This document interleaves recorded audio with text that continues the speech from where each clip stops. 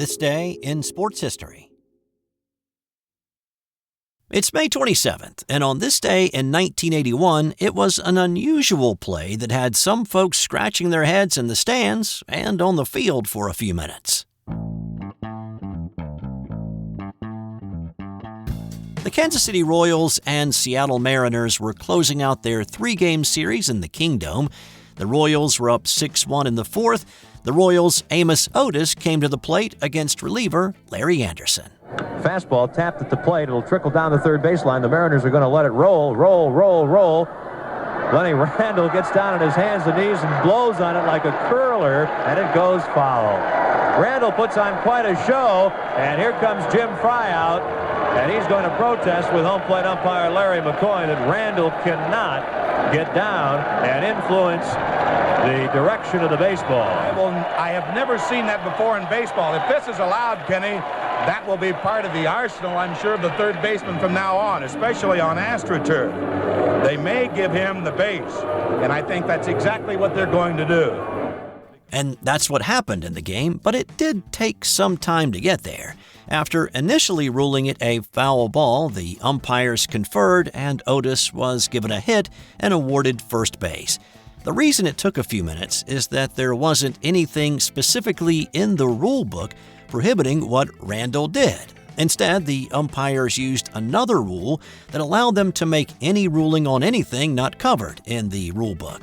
Now, since this play happened, it is covered in the umpire's handbook, but it's still not in the official rule book, and it does leave a little bit of interpretation, a little bit of wiggle room to the discretion of the umpire, saying, when a batted ball is rolling fair down the line and a fielder stoops down over the ball and blows on it or in any other manner does some act in the judgment of the umpire, causes the ball to roll into foul territory, the umpire shall rule a fair ball, and the ball is live and in fair play. So, by that interpretation, you can say in the judgment of the umpire, if the ball is rolling foul anyway, he doesn't believe that the airflow actually influenced the ball to go foul, the ump can actually call it a foul ball.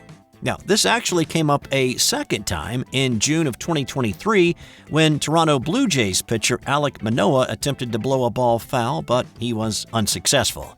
Of course, that caused many to wonder if it was even legal, and it led people back to what Lenny Randle famously did on this day in 1981. Since we're talking rules, how about what happened on this day in 2012, when golfer Zach Johnson incurred a two-shot penalty for something he probably kicked himself for afterwards.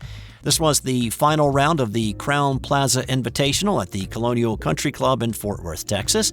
Johnson started the day a shot back of playing partner Jason Dufner. Well, after Dufner tripled the 15th, Johnson was in the lead, and then when he walked up to the 18th green with a comfortable three-shot advantage, he lagged his birdie putt to within 2 feet of the hole, marked his ball, and then moved his mark 2 putter head lengths to get it out of Dufner's line for his putt.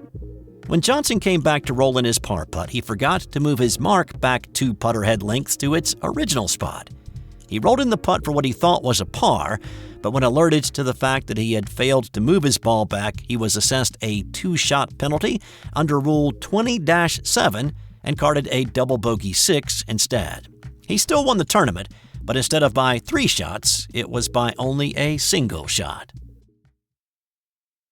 This episode is brought to you by the Sterling Soap Company. Sterling Soap is 100% natural, and with a variety of bath soaps, shave soaps, beard balm, lotions, cologne, and many more personal care products in a large variety of scents, you're sure to find something that's perfect for you or that special someone in your life. Check them out at sterlingsoap.com. On this day in 1991, the Chicago Bulls finally beat the Detroit Pistons to advance to the NBA Finals. Now, the Pistons were the bad boys. They played a style of basketball that relied on intimidation and physicality. Hard fouls were the norm. Come close to the rim, Bill Laimbeer or Rick Mahorn were going to make sure you felt it. Isaiah Thomas, Joe Dumars, Vinnie Johnson, Dennis Rodman, Mark Aguirre, and others were all part of the mix that brought 2 NBA titles to the Motor City in '89 and again in '90. And for the previous 3 years, the Pistons had met the Chicago Bulls in the playoffs. And in all those meetings, the Pistons had beaten them. Now here in the 91 edition, the much-improved Bulls had won and had zoomed through the playoffs, sweeping the Knicks in the first round, losing only one game against the 76ers in the second round, and now on this day enter the game with a 3-0 lead over the aging Pistons. It was the Bulls and their triangle offense trying to put an end to not only the Pistons' dominance on the court, but their style of play. And it turned out to not be much of a game. Chicago led by 17 after the third quarter and went on to win by 21 in the Palace at Auburn Hills. Jordan had 29 to lead all scorers. Scottie Pippen added 23 and dished out 10 assists. But the most memorable thing about this game and this series is what the Pistons did with 7.9 seconds left in the game. I think the greeting is for the Pistons as they are headed off as time runs down. Pistons wasting no time in getting out of here. Now a timeout was called.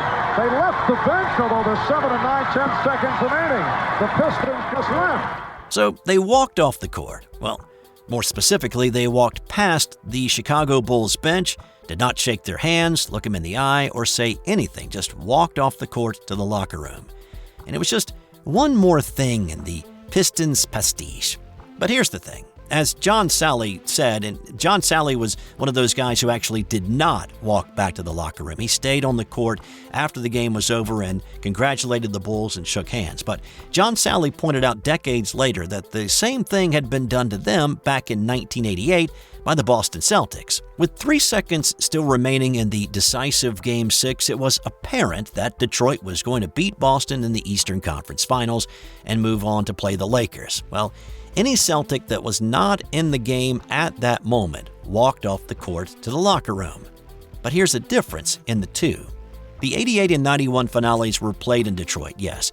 But in 88, with 3 seconds left in the game, fans and camera guys stormed onto the court. And now with the long cross-court walk to the visiting locker room, the Celtics left so they wouldn't be caught up in the celebratory mob that was getting ready to jump on the court. The Pistons, in 91, they walked off their own court. There wasn't going to be any storming the court in 91. As columnist Michael Wilbon put it, the Pistons were classless thugs who behaved like anything but champions while being swept out of the NBA playoffs by the Chicago Bulls. For the Bulls, the win was cathartic, with Jordan saying, "We wanted to play Detroit in the conference finals because we wanted to beat their kind of basketball." Phil Jackson said that they felt it was time for the NBA to move on to another style of basketball. "We're a lot like LA," he said, "and that's good basketball to watch." The Bulls would go on to play the Lakers in the finals and beat them 4-1 to win their first of 3 straight NBA titles. In 1997, it was a strange end to the Indianapolis 500. In fact, it was just strange all around. First off, May 27, 1991 was a Tuesday. Rain had completely washed out the race on Sunday. After getting 15 laps on the board on Monday, rain came back and delayed the competition until Tuesday. Secondly, 2 cars that had been bumped and had not qualified for the race were added back to the grid. So instead of the traditional 33 cars, there were 35 cars starting on the grid that day. But it got a little stranger as 3 cars crashed on the parade laps, and 2 others suffered mechanical issues. So, only 30 cars took the green flag. With 20 laps to go, the leader was Jeff Ward by about 12 seconds, but he was in desperate need for a fuel top-off. Tony Stewart was running second and was also short on fuel and had to go in conservative mode. 2 guys who had plenty of petrol were Scott Goodyear and Arie Luyendyk, unless something happened to give Ward and Stewart an opportunity to get fuel. And that happened with 11 laps to go when Steve Kinzer wrecked. Ward and Stewart brought their thirsty race cars to pit road, but Goodyear and Luyendyk stayed out. With 8 laps to go, Luyendyk made a pass on the outside of his teammate to take the lead. With 2 to go, Tony Stewart brushed the wall, bringing out another caution. But what happened next was controversial. The pace car never came out. So, while the cars slowed under the yellow flag, the field never got bunched up again. Most of the drivers thought the race would end under caution, and Luyendyk would just take a parade lap. Instead, The USAC official in the stand pulled the green and white flag out and started waving as the cars came down the front stretch, restarting the race with 1 lap to go. Now, there is a salty word in this audio clip uttered by Luyendyk that I'm getting ready to play, and I'm not gonna bleep it. So if the F word offends, then you can just skip ahead. But it really displays how much confusion was going on during that final lap. The white flag is there, and they're going to go green for the final lap. Here we go. 1 more lap. 2.5 miles, and the Indy 500 will be decided. Get going, buddy. Get going. It's yellow out there. It's green again. What the fuck are they doing? Apparently, the yellow light is still on some segments of the racetrack. It's green here in the back straightaway, Paul. That's what that radio warning was. So they're keeping it speed. I'm not too sure about that last start by USAC there. Making the turn for home. Here comes Arie Luyendyk. Get down there.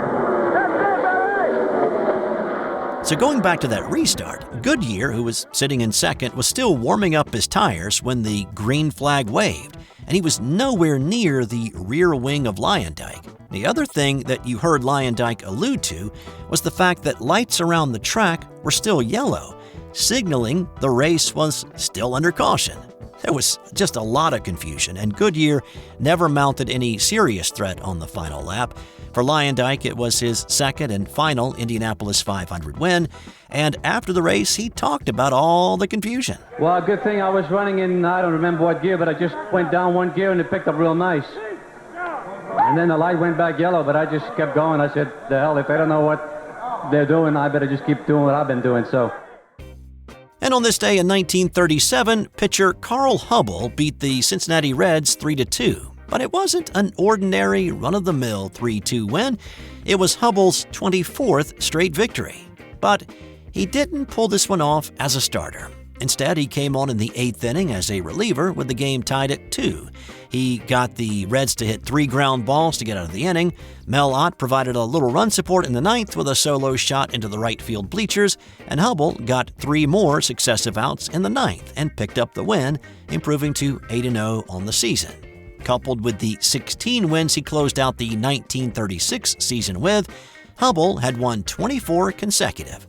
He actually had bested the previous mark earlier in the year when he won his 22nd straight game, but the 24th was his last in the line. He lost the next time out. Hubbell's 24-game winning streak is still the longest in Major League Baseball history.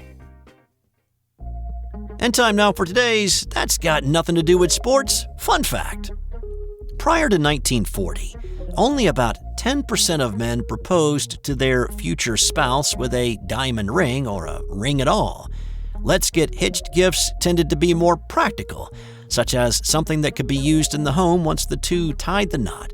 That began to change in the late 40s, though, after Mary Frances Garrity coined the phrase, "A diamond is forever," for the ad campaign she'd been working on for De Beers, the diamond company.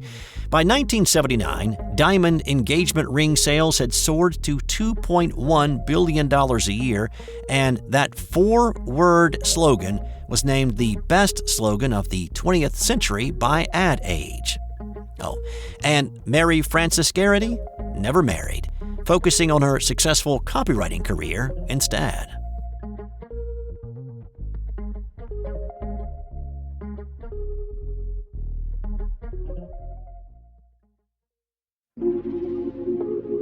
This has been an original Thrive Suite production.